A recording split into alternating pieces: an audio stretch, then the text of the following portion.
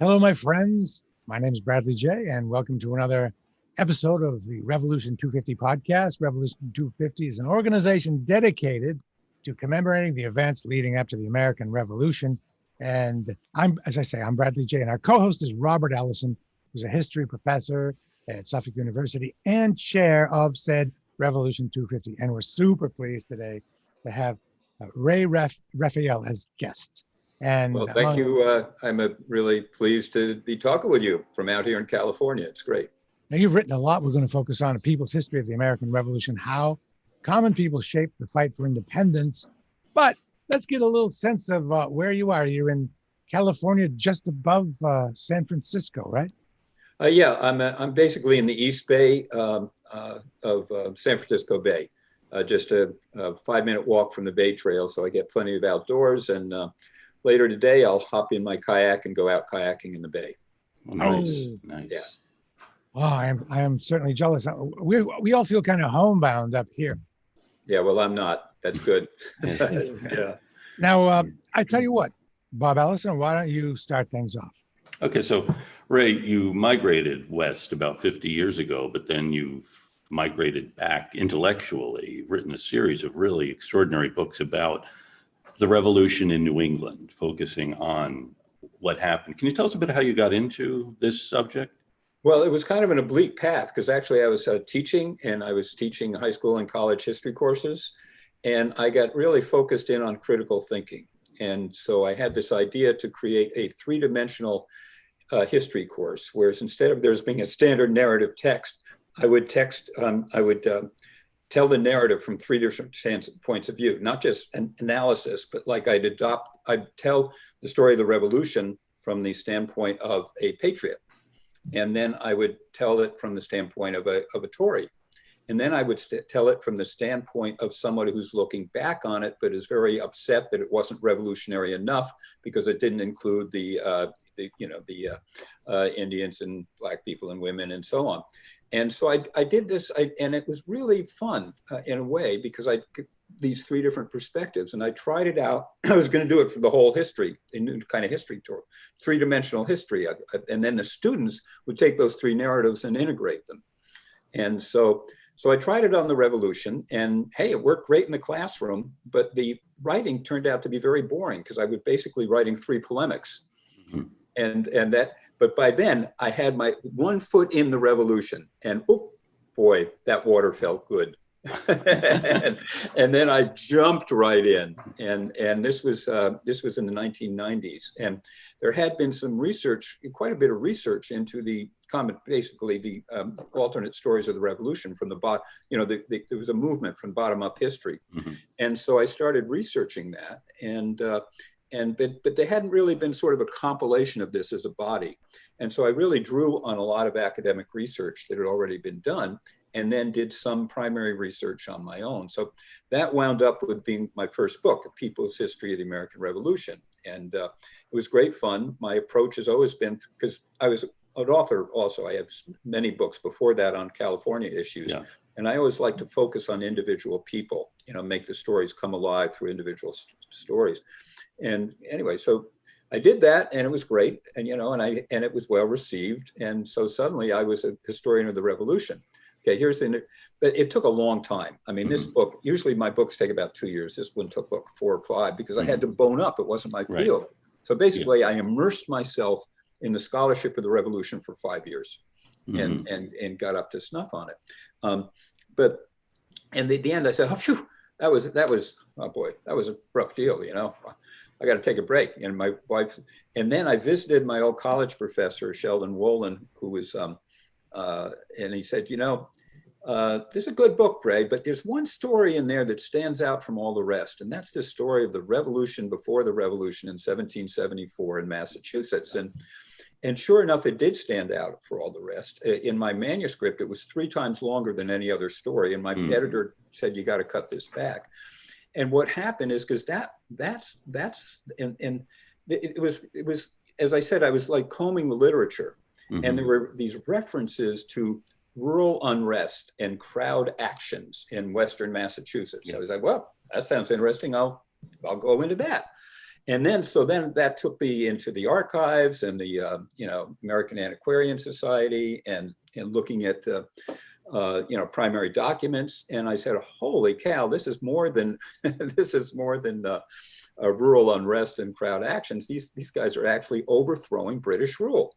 And so I tell the story briefly in People's History, and Sheldon Wolin says, wait a second, that's a story. Yeah. So anyway, so 5 days after handing in my manuscript, and my wife Marie was so relieved, I come back and I say, got to write another book.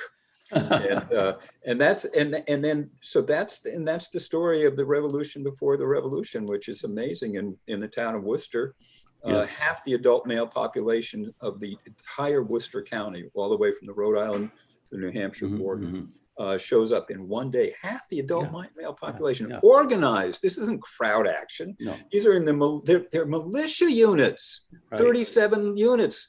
And we have actually a count, a head count for how many are in each town, and they show up and they have the crown officials.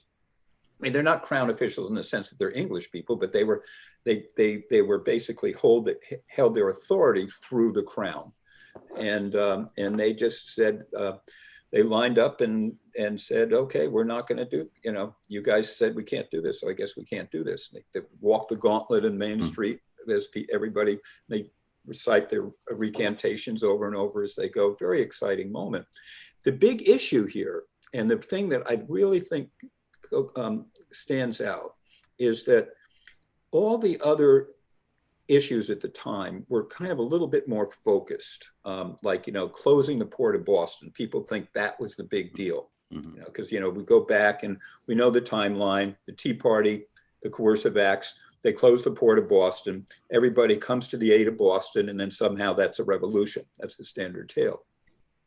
Well, the big thing that's missed is the people of Massachusetts had their Constitution yanked out from under them. They had a lot of democratic guarantees in the charter, in their original charter, and they liked these. They had a lot of popular control over their local government. There was elections, and the House, the Assembly elected the council, and then the council appointed appointed officials. But it was kind of a bottom up approach, really. Yeah, it was. And it got yanked out. So what do you do if the Constitution is yanked away? That's when you rebel instead of just protest. Right. So a lot of white male voters had rights yanked away. Others didn't have those rights. What motivated them? Well, the revolution itself at that point, that revolution was more of it was primarily a white society there, and the males, they were the ones that they were the ones that rebelled. Now that's a very specific. I'm just going to finish that story, and then we're going to pivot to the inclusion stories. That revolution happened, and then basically the people in Massachusetts are saying everyone outside of Boston says, okay, we got to get out of here. Okay, and Boston's kind of hesitant, but eventually through the Continental Congress and so on, the others they come along, and when and we have Lexington and Concord, and then all the rest of the colonies join the revolution in Massachusetts. Now that's when the story really gets more complicated, because we've got the standard white male people who are running the show doing it, but all the other people in America at that time, it was a total war. It was a total war fought on their home ground, not just two armies like linking up, So it involved the entire population of the rebellious colonies, and the entire population. We're talking about enslaved people, women, Native Americans, people of all political persuasions, loyalists and patriots. Okay, Bob? Now, September 1774 really does seem to be when this happens, and you have these events. You have the officials in Worcester, Barnstable having to, actually their constituents are telling them, you work for us. That's right. Yeah, it's That's really right. an extraordinary, that really does seem to be the revolution, this Yes. moment when, Yeah. And oh, one thing to point out there, that is totally a common people revolution. There were zero leaders. There is no charismatic leaders, which is one reason why it's not told. Yeah. Samuel Adams, like supposed rabble rouser, he was in the Continental Congress at the time, and he was writing letters back home. Hey, can you slow these people down because the rest of the colonies aren't waiting? That was our rabble rouser. These were people way more to the revolution side than Samuel Adams. Yeah. Yeah. But you do kind of find some really interesting characters. It seems like a different kind of politics emerging here. So you have someone like Timothy Bigelow in Worcester, the blacksmith, who becomes the political leader, not in the same way Samuel Adams does or John Hancock does. Yeah. He's a fascinating character. He's a blacksmith. That's, he's not like a lawyer or anything like that. He's a blacksmith. Now, if you think of, the blacksmiths were kind of the barber shops of today. In other words, that's where people would come and hang around and shoot the breeze and do their politics. I mean, aside from the taverns, of course, we all know about the taverns, but the taverns, you come and go, you have some drinks. The blacksmiths, people are hanging around while they get their horseshoes taken care of and stuff. And there's a lot of, it's a hub. And he becomes very active, and he becomes becomes one of the quote leaders. But it's just it's not like he's pushing the other people. He's just one of the people. And then when they have to elect delegates to the provincial Congress, they send the blacksmith. They don't send the lawyer. Yeah. Can we get back to the story of slavery and how that and African Americans in this period? Because that's really a complicated, fascinating piece of this whole story. Yeah. Now, pretty much everybody gets politicized one way or the other. And when you think of what does it mean to be politicized, okay? Actually, I'm going to do a little Native American story first, okay? Because obviously the Native Americans are, they're kind of on the interface. They're mostly in the West, and they're on the interface between the British from the North and the colonists coming out from the East, and so they all have to make a decision. Basically, what do we do? Do we side with one side? Do we side with the other side? Do we try to sit it out? And so you see these people kind of coming together in councils and sort of figuring things out. And in some cases, they like in the Cherokee, they split apart because the two factions, it's kind of like today, the red state, blue state, and the Cherokees, like they just say, oh, we can't handle it. They have two different groups, and one goes one way, one goes the other.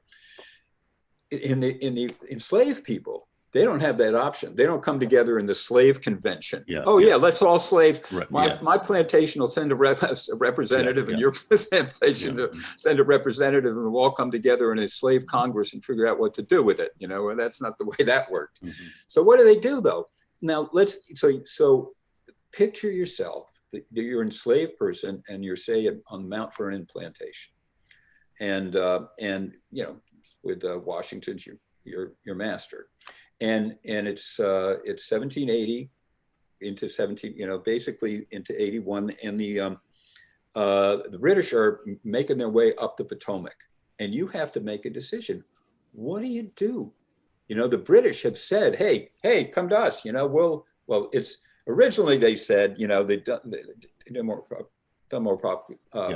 Proclamation said, we'll set you free. Now that was kind of back in the early part. Now Clinton Proclamation, he didn't say we'll set you free. They say come in, you can join with us, but they didn't they didn't sign it in writing. You'll be free.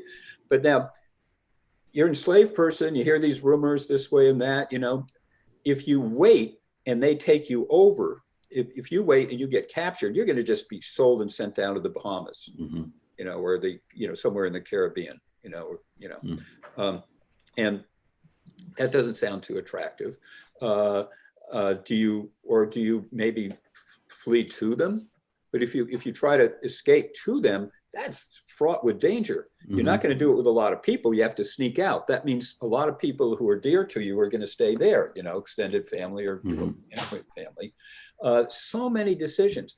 And you can't just talk it over with everybody. So you have to get together in your own little groups, and it's every individual is forced to make basically a political decision. And that's how politicized the American Revolution was. It's most prominent right there, but it's true everywhere of every population in America. They're making a political decision. It's the politicalization of the entire population. You can go down by demographic, community by community. Everybody had to figure out, how do I play this? Yes. It really is the people all becoming players. Oh, Bradley, you have a question? I do. Is this book does it focus more upon the impact of the war on the people with little or no social standing, or the impact of the people with little or no social standing on the war? Yeah, well, my whole approach to history is that all of this is an interplay. And actually, in a later book, since I had sort of emerged as kind of a bottom-up historian, and how they impact the war, but then I see, wait a second, the bottom-up isn't the whole way. There's a lot of stuff going on top. So like in my founder's book, I choose 7 characters, some from the below and some from the top, and I see history, and we can see it today, as an interplay of top-down and bottom-up. There's a dynamic that goes both ways. Power goes both ways on that trajectory, and that's what's happening there. Immediately, people are forced, or there's a situation that's placed upon them, and then they all take an action, and they're taking actions which they think are strategic for them. They're looking at what's in their best interest. Whether it's the Native Americans, the African Americans, or people on the frontier, they're deciding which side to fight for. And as they do that, they are impacting the overall story. I mean, like in 1779, the war was basically fought in the West. And so, it was a Native American. And you look at, the American Revolution was the most sweeping Native American war in our history. Every other war was more this group, that group, that group. Every Native American nation was involved in the war. Whatever their choice, even if they tried to stay neutral, they're involved.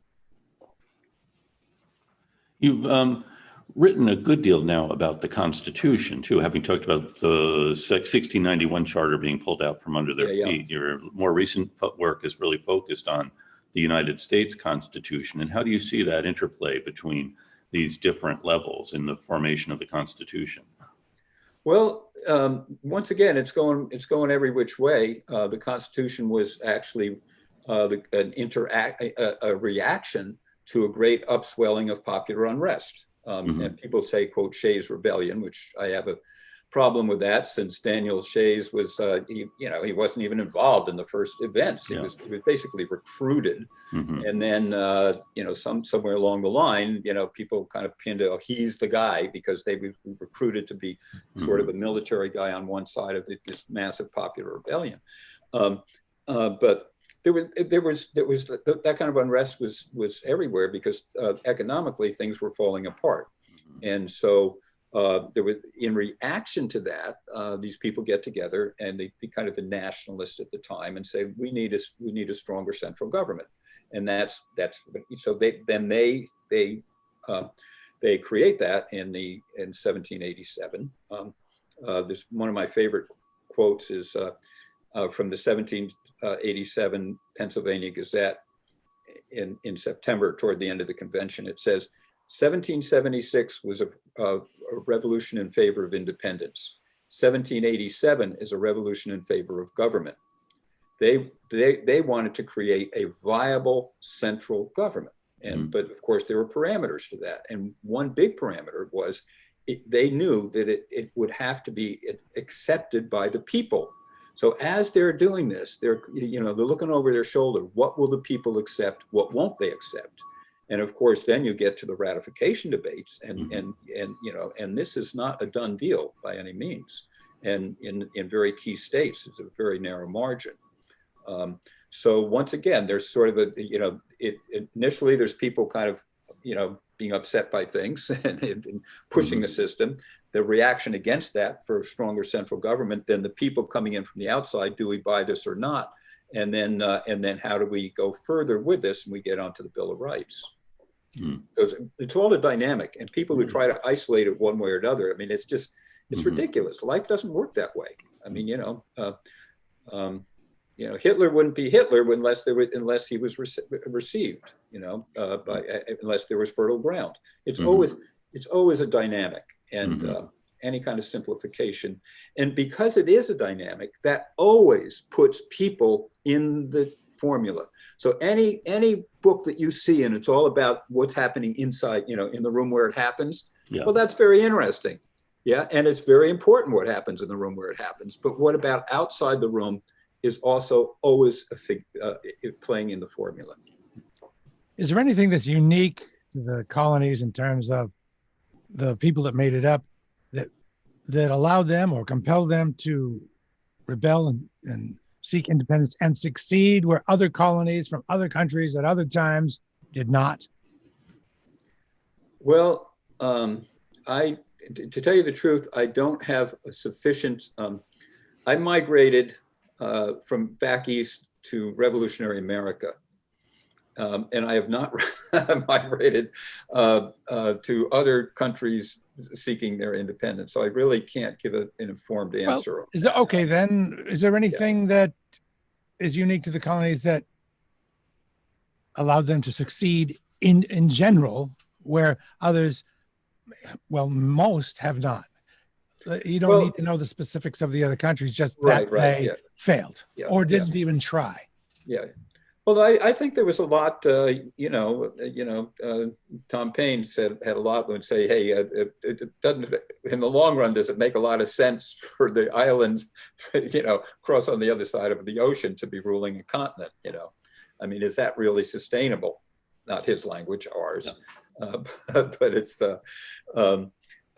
certainly geography has a huge factor in this. And if you look at the way the war goes, I mean, the military story of the war is the British could always hang on to any port that they wanted. They just chose their port and would hang on to it, And Boston proved problematic, so they take New York, and New York is good because from New York they can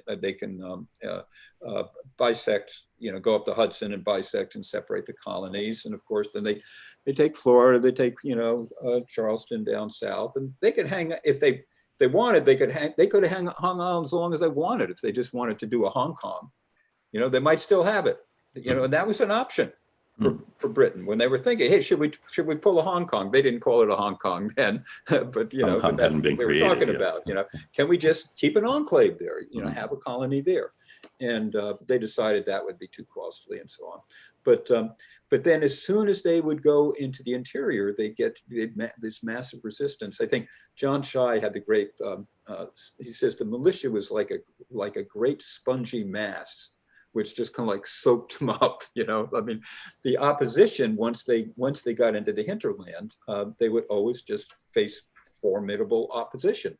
And so they would got some land, and then they'd have to get back to their safe zones.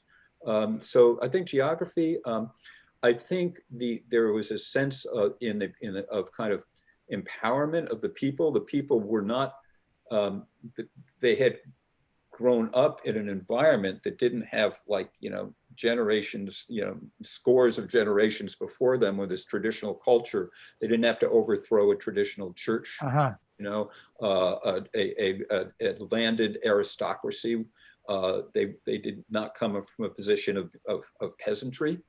They were, so they'd become accustomed to doing things their own way. Yeah. Bob, anything else? I have one more. If you So why don't you ask, Bradley? All right. So in one review, the reviewer called your work relentlessly aggressive. I'm sure you've seen that. What do they mean in stylistically, relentlessly aggressive? Relentlessly aggressive. I haven't seen that. I'd like to see the rest of the review. Any idea what they might mean? Does that resonate in any way?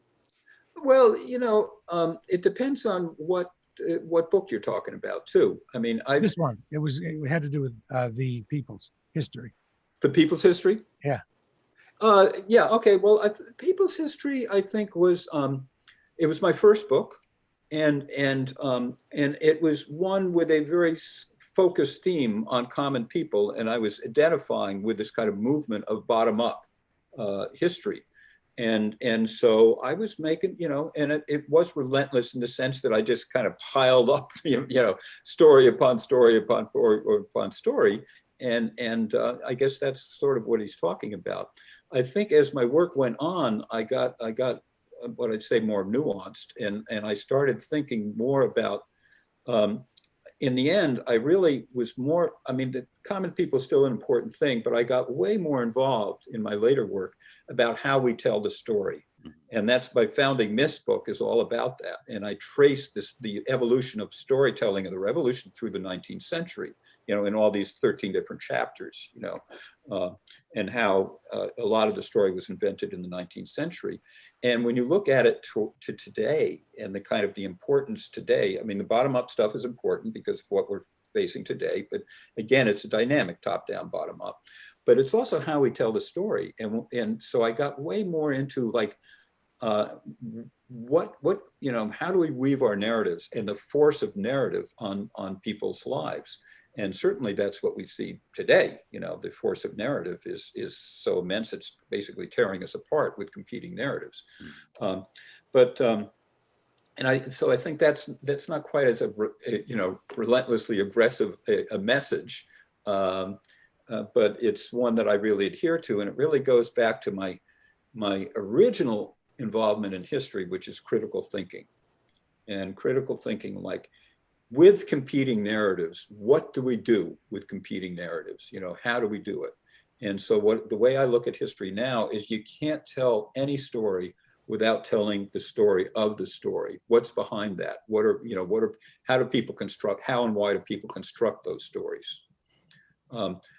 Initially, just backtrack, I would say the reason I constructed my bottom-up history is because I was a civil rights activist in the 60s. And I didn't see the movement as Martin Luther King telling people what to do. I was in Mississippi. I was in North Carolina. I watched all the field secretaries and going out to the plantations and doing the groundwork, basically the John Lewis people, And when I took that as my groundedness in my own experience and saw something happen like that happening in the American Revolution. And so that's how I got to kind of like my bottom-up approach. But that, I'm now telling the story of my storytelling. You see what I'm saying? And so, that positions me. And I think any history you have to position, see where's that position coming from. Excellent. Bob, you good? Well, I'd love to listen to you all day and talk more, but I think we should let you get in your kayak and enjoy. Yeah, well, Bob, we'll do that on our own. We'll call up and have a chat. Okay. Great. Thank you. Okay, great. All right, really great. Thanks for the conversation, you guys. And great to talk to you. Ray Raphael, author of People's History of the American Revolution, How Common People Helped Shaped the Fight for Independence, and many more. We're so fortunate to have you. Thank you so very much. And when this disease is gone, hopefully you'll come to Boston and we can meet face to face. I miss coming there, man. I love to come there every year. I got people there and everything. So count me in, but I got to be safe first. Absolutely. Be safe. And thank you to Bob Allison, co-host, and Jonathan Lane for all the great work he does. Thank you all very much. I'm looking forward to our next episode of the Rev 250, Revolution 250 podcast. Thanks, gentlemen. Thank you. Okay. Thank you, Bradley. Take care.